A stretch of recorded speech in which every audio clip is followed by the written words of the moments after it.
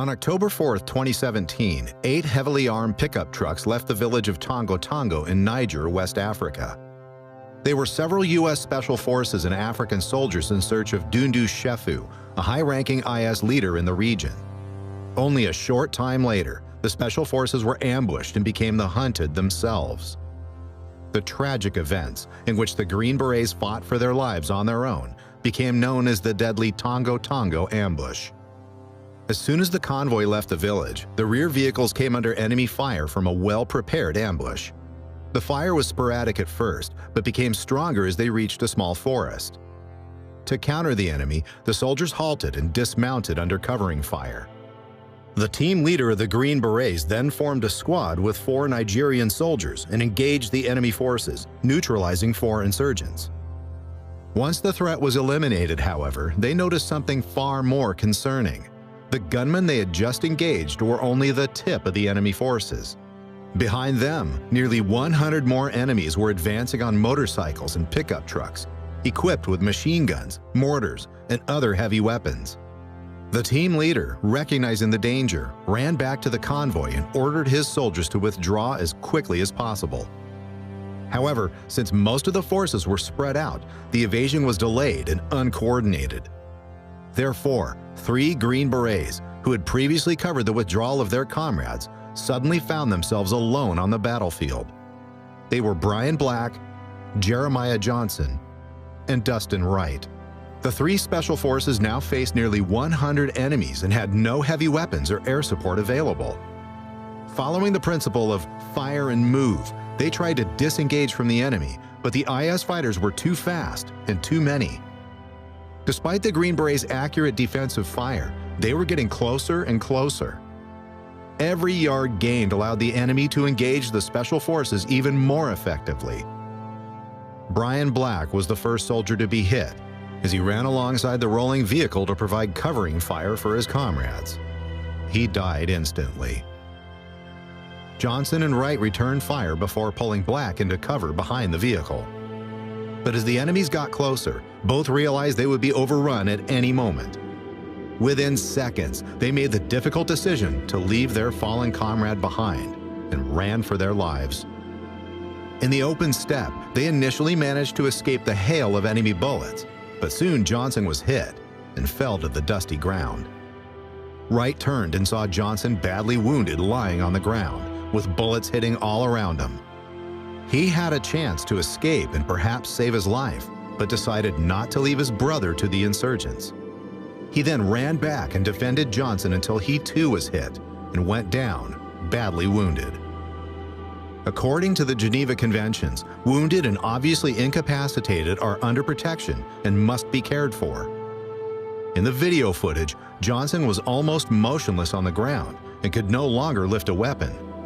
Since the IS fighters did not agree to the Geneva Convention, nor care about human aspects in war, they came within a few yards and executed both severely wounded men with numerous shots at close range.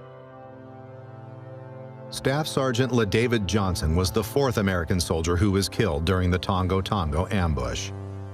The American and African soldiers, who had managed to disengage from the enemy in time, took up positions about 700 yards south of the attack site. Among them was LaDavid Johnson, the team's mechanic.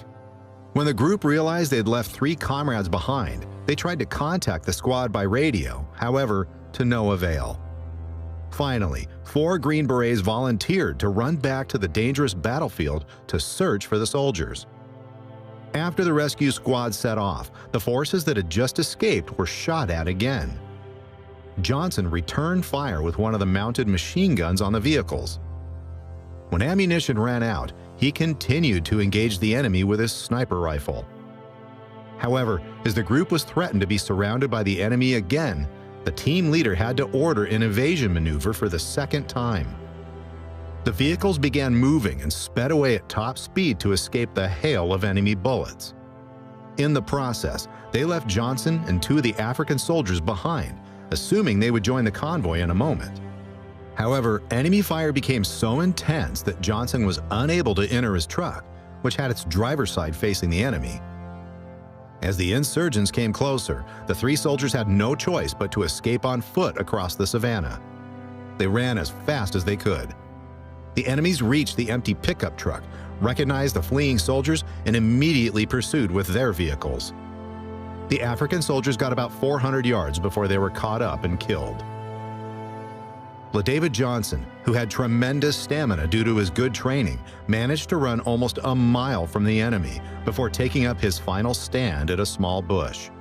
From here, he fiercely fought off numerous enemies, successfully keeping them at bay at first. However, the mechanic had only his assault rifle and no heavy weapons. There was no radio or phone connection to his comrades. Nevertheless, the family man did not give up and ceaselessly returned fire. It was only when the Islamists approached within 100 yards in an armed vehicle and fired a hail of bullets at Johnson that they were able to take him out. He died alone, with a gun in his hand, and after receiving a total of 18 gunshot wounds. It took 2 days to locate and recover his body. The lively soldier left behind his pregnant wife, a daughter, and a son. Michael Perozzini and Brent Bartles were the leaders during the Tongo Tongo ambush.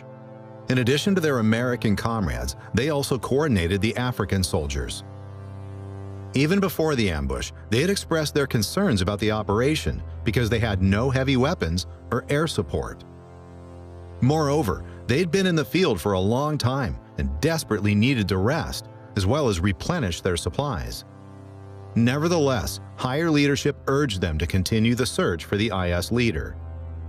After the Green Berets and their allies came under fire and had to escape twice to avoid being trapped by the enemy, they were still pursued by a large number of heavily armed Islamists. Most of the African forces had fled, so they were now 7 to a vehicle, closely followed by several enemy trucks. During the chase, 5 of the mounted soldiers suffered gunshot wounds. 1 African soldier was killed, and the driver got an elbow wound, but ignored his pain and continued driving. The Special Forces team leader was hit so hard that he fell off the truck bed, and the team had to turn back to retrieve him. After continuing to evade, they encountered the 4 Green Berets, who had earlier volunteered to separate from the group to search for the comrades left behind. Still, the enemy forces not only outnumbered them, but also had motorcycles, armed vehicles, and mortars, with which they now attacked the American team leaders and their remaining comrades. The Special Forces were surrounded from almost all sides and sent out a final radio message saying they were soon to be overrun. They then destroyed the radios and other sensitive information and said goodbye to their loved ones via text message. As a last hope for rescue, Perozzini tried to request help via the military version of iMessenger, but the messages were not delivered. In the desperate texts, he wrote, among other things, "We need help now or we aren't going to make it.